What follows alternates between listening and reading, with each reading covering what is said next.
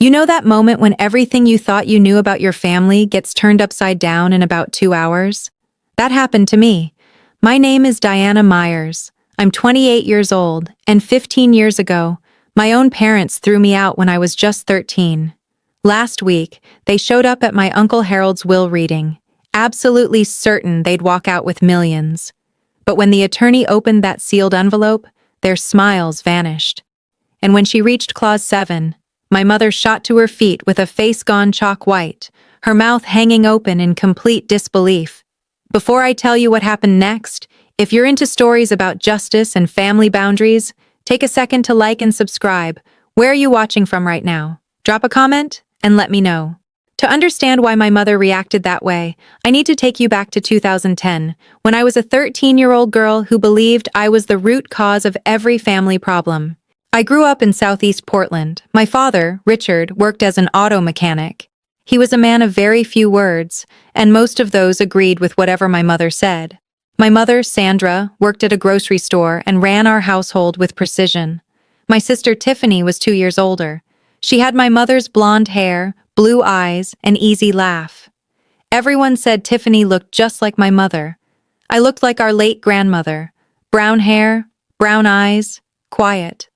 My mother never said it was bad. She just never said much about me at all. The differences showed up everywhere. For Tiffany's 15th birthday, my mother threw a party with 15 guests, a 3-tier cake, and a rented karaoke machine.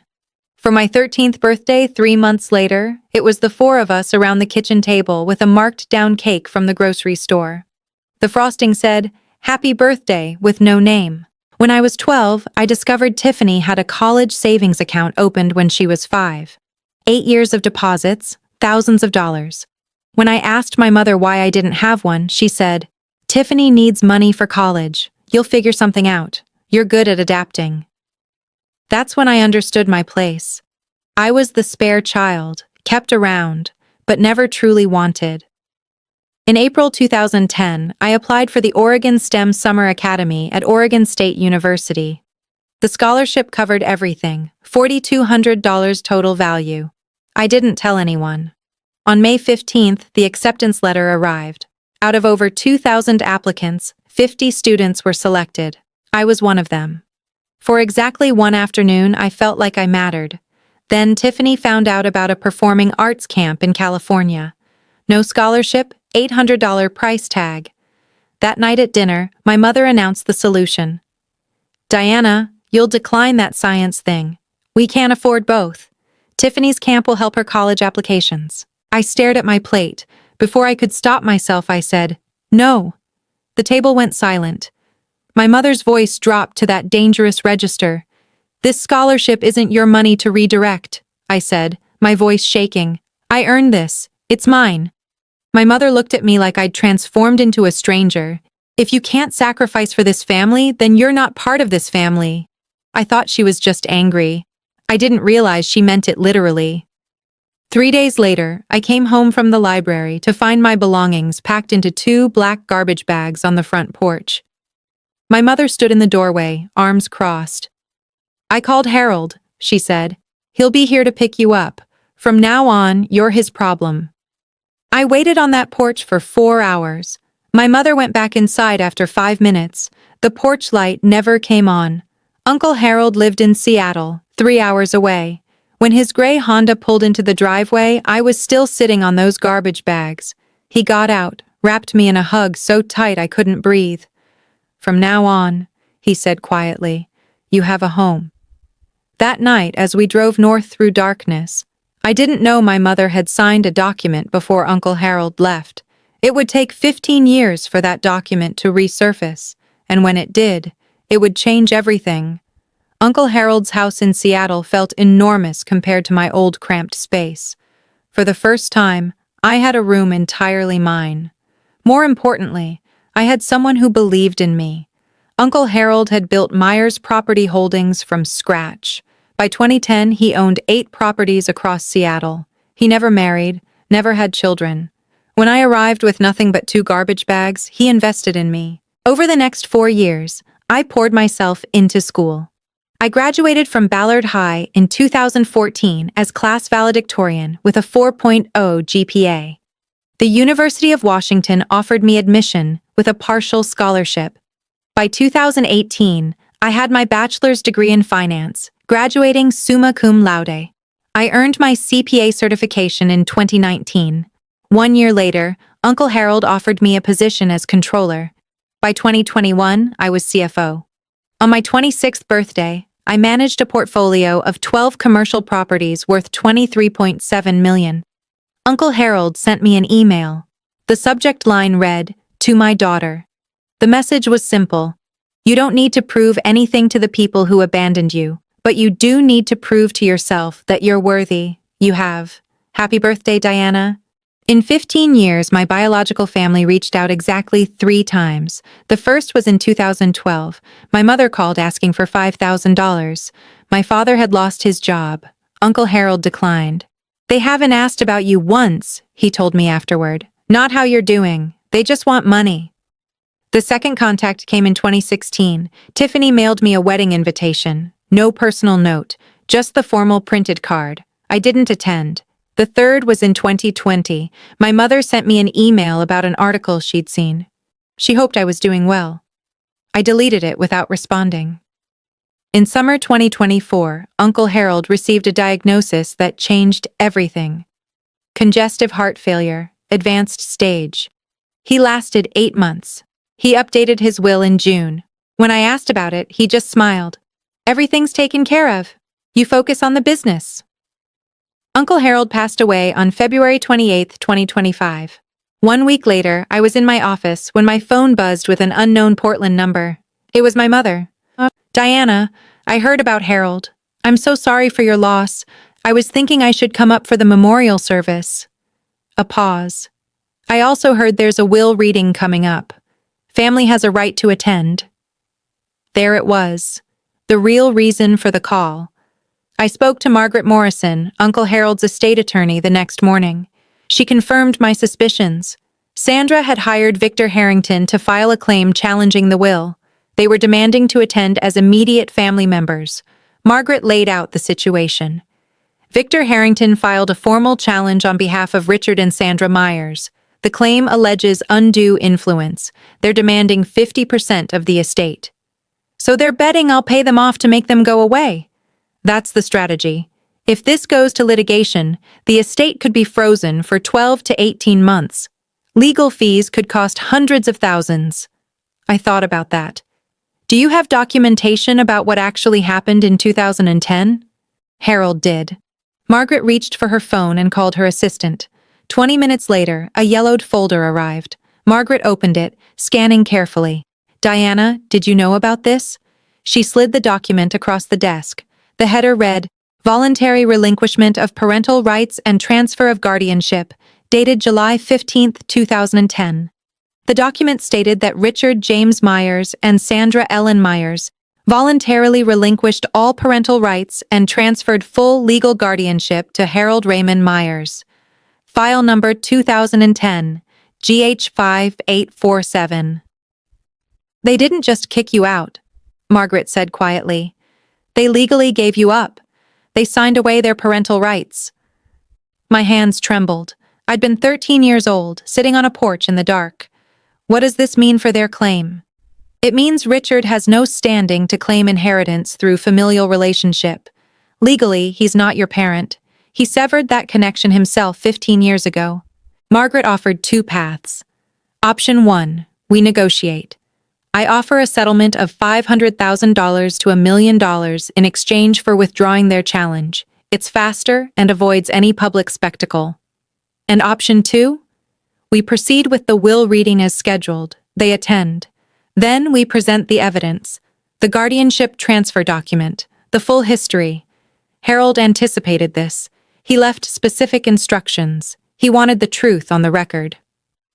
I went home that night, unable to sleep. I sat in the living room, staring at family photos on the mantel. There were pictures of me at every stage: high school graduation, college commencement, the day I got my CPA license.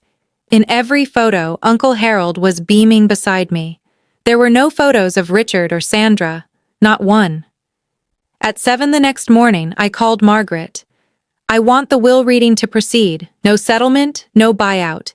If they want to be present, let them. But we're not hiding anything. The will reading was scheduled for Friday, March 14th, 2025, at 2:00 p.m., 5 days away. My best friend Elena, who worked in HR at Myers Property Holdings, helped me organize the documentation. She was the only person besides Margaret who knew my full story. 47 emails, Elena said, looking up from her laptop. 47 emails from Harold over 10 years documenting his relationship with you and his reasons for estranging himself from Richard. In 2002, Richard had borrowed $80,000 from Harold with a promise to repay it within 5 years. 23 years later, not a single dollar had been returned. My arrival in 2010 had nothing to do with their estrangement. It had already been festering for 8 years. Elena pulled my financial reports. Under my leadership, the portfolio had grown from $17.7 million to $23.7 million, a 34% increase. Occupancy rates averaged 96%. The Morrison and Associates conference room occupied the 47th floor of Seattle's tallest building. On March 14, 2025, the sky was overcast. I arrived early wearing a navy blue tailored suit. When I entered, 14 people were already present. Margaret Morrison sat at the head of the table with 2 junior associates. Thomas Graham, the senior auditor, occupied a seat near the window. Representatives from 3 charitable organizations filled several chairs: Seattle Children's Hospital, Habitat for Humanity Northwest, and the Olympic National Park Foundation. 5 senior staff members from Myers Property Holdings sat together near the door. Margaret nodded toward a seat at the center of the table. I took my place. At 2:03 p.m., my mother stepped out of the elevator. She'd dressed for the occasion. Black dress, pearl necklace, full makeup. Behind her came my father, my sister, and their attorney, Victor Harrington. Sandra entered like she owned the room. My father shuffled in, his eyes finding me briefly before darting away. Tiffany looked tired. Victor Harrington brought up the rear, tall and silver-haired. Sandra's gaze landed on me. "Ah, you're here already." I didn't stand. "Sandra," I said, her name, not Mom. Something flickered across her face. "I was hoping we could speak privately before this starts. Family matters should be handled by family." "The proceedings begin in 2 minutes," I said. Margaret rose from her seat. "Mrs. Myers, Mr. Myers, Ms. Myers, Mr. Harrington. Seats are arranged for attending parties along the wall. The main table is reserved for beneficiaries and estate representatives." Sandra's jaw tightened. She'd expected to sit at the center. Sandra didn't take her seat quietly. She introduced herself loud enough for most of the room to hear. "I'm Sandra Myers, Harold's sister-in-law. We were quite close for many years before this unfortunate estrangement." She glanced meaningfully at me. The hospital representative, Dr. Patricia Wells, nodded politely but said nothing. As Margaret organized her papers, Sandra's voice cut through the quiet room. "A child who's been rejected by her parents usually has a reason. I just wish Harold had seen through her the way we did. A mother always knows." The words hung in the air. Several people shifted uncomfortably. I looked at her for the first time in 15 years. She hadn't changed at all.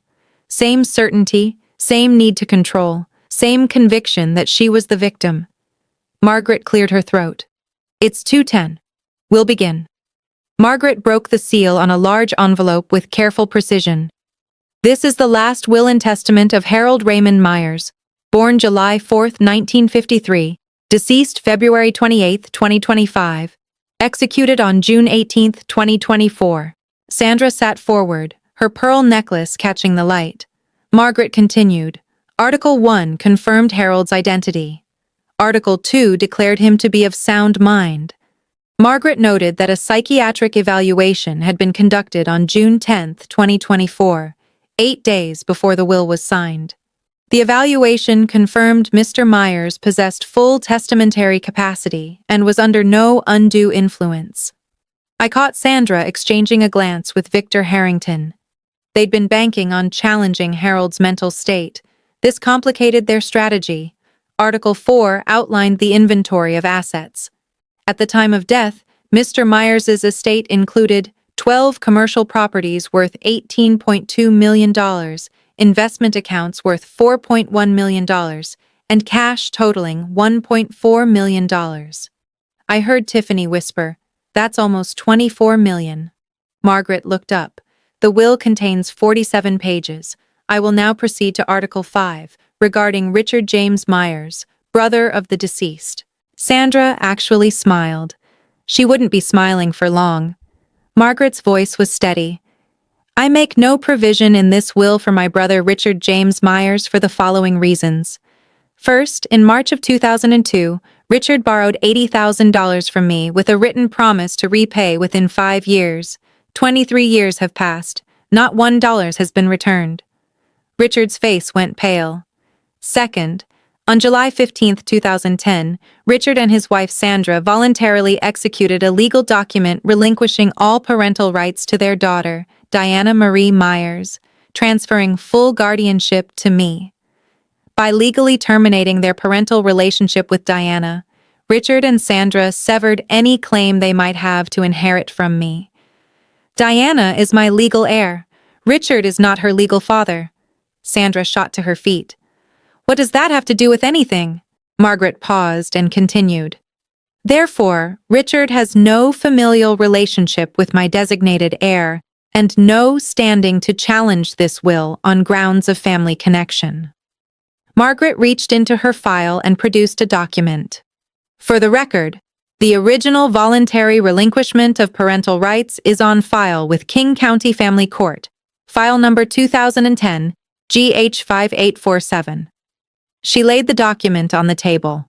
Sandra stared at it like it was a live grenade. Sandra's composure cracked visibly. Her voice rose, sharp and desperate. "This is insane! That paper doesn't mean anything. We're still her family." Margaret's voice remained level. "Mrs. Myers, I must ask you to take your seat. Disrupting a will reading is a matter the court takes seriously." Sandra ignored her, pointing directly at me. "She did this. She manipulated Harold against his own family. She poisoned him against us." Finally I spoke. My voice came out calm, steady, the way Uncle Harold taught me. "Sandra, you made a choice 15 years ago," I said. "You put my belongings in garbage bags and left me on a porch in the dark. Then you went inside and signed a document giving me away. I was 13 years old. That was your decision, not mine, not Uncle Harold's, yours. Everything happening today is simply the consequence of what you chose to do that night." Sandra's mouth opened, but no words came out. "I don't hate you, but I also don't owe you anything. You made sure of that when you signed that paper." Victor Harrington was writing furiously on his legal pad. Margaret cleared her throat. "If we may continue. I haven't yet read Clause 7. Sandra finally sank back into her chair. Margaret turned to page 12 of the will. Then she read the words that would change everything. Article 7, Designation of Sole Beneficiary.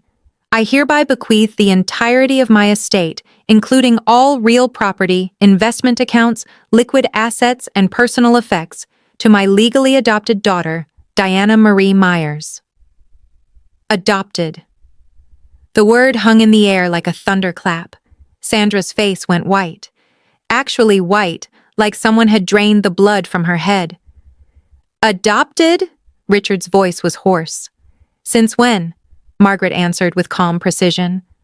"Mr. Harold Myers formally adopted Diana Marie Myers on September 12, 2012, when she was 15 years old. The adoption was finalized in King County Family Court File Number 2012, AD 3291. Tiffany stared at me. "So you're not even related to us anymore?" I met her eyes. "Not legally. Not since Mom and Dad signed me away." Margaret continued. "Diana is not merely a beneficiary. She is my daughter in every way that matters, legally, practically, and emotionally. She has worked alongside me for years, proven her competence and integrity. There is no one more deserving of this inheritance, and no one I love more." My vision blurred. I blinked back tears. Sandra was shaking her head. "This can't be legal," she whispered. "Victor, tell them this can't be legal." Victor Harrington didn't answer. He was staring at his legal pad, pen motionless. He knew the case was over. Margaret reached into her folder and withdrew a sealed envelope. "There's one more item. Mr. Myers left a personal letter for Diana." I nodded. Margaret unfolded a single handwritten page. Uncle Harold's familiar script filled the paper. Margaret began to read. "Diana, if this letter is being read aloud, it means things happened exactly as I expected. Your biological family showed up looking for money they never earned from a man they never cared about."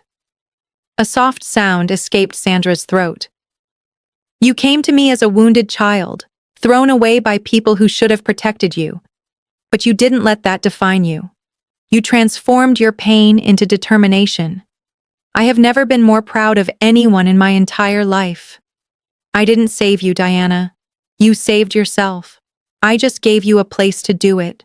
Everything you've achieved, your education, your career, your character, you earned through your own effort." Tears streamed down my face. "Don't let them make you feel guilty for surviving them. You owe them nothing. You owe yourself everything. I love you, Diana.